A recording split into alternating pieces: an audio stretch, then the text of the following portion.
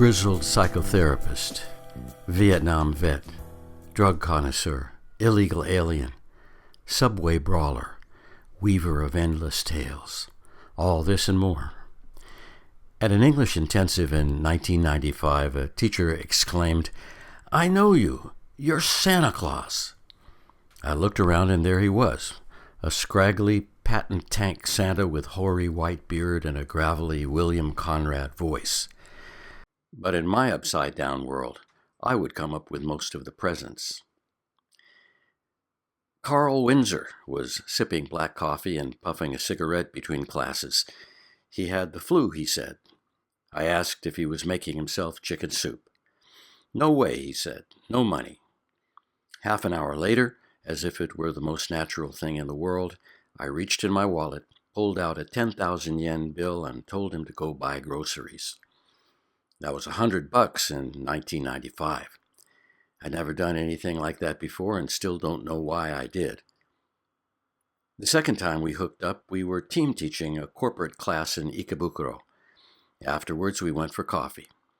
There in the crowded shop, he told me how his younger brother had been fascinated with rockets back in Minnesota. Randy, he stated, was the first person to put a rocket into space single-handedly. Problem was, it came down on our neighbor's house, put a big hole in the roof. In retrospect, this was the defining moment of our friendship. 9 out of 10 listeners at this point take exception to this ridiculous story. I only nodded interestedly. Maybe I said, "Wow." Carl was so matter-of-fact it immobilized me as if I had sighted a UFO. You don't argue with UFOs, you stare at them.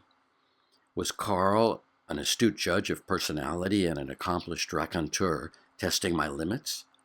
Did he sense my skepticism?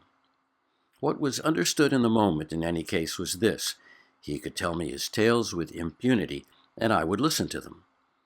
What he never knew was that I would write each and every one of them down. There was something of the Hell's Angel about Carl. He claimed to be 50, but looked a weary 68, with eyes wise from hard things seen firsthand.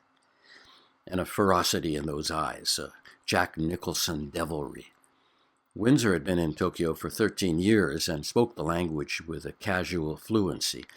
At Christmas, he often got gigs as TV Santa, beamed all over Japan.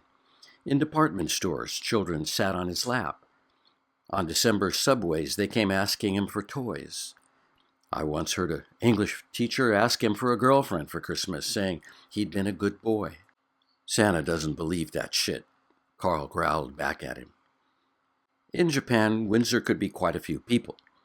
2 weeks after that first intensive, I saw him on TV in a Visa commercial where a beaten-down Japanese businessman wanders into a Cuban bar and then is seen fishing placidly in a boat next to Ernest Hemingway. Carl was Hemingway. In the last frame, back at the bar, the bartender asks the salaryman if he found Papa. "Yes," sighs the salaryman. Windsor also played Leonardo da Vinci in an NHK TV docudrama. Once in the 70s, he said, the Japanese police picked him up and held him for hours before U.S. Embassy people came to convince them that he was in fact not Alexander Solzhenitsyn. He said he'd even hosted a radio talk show in Tokyo and dispensed advice to teenagers. I did not question any of this. I listened.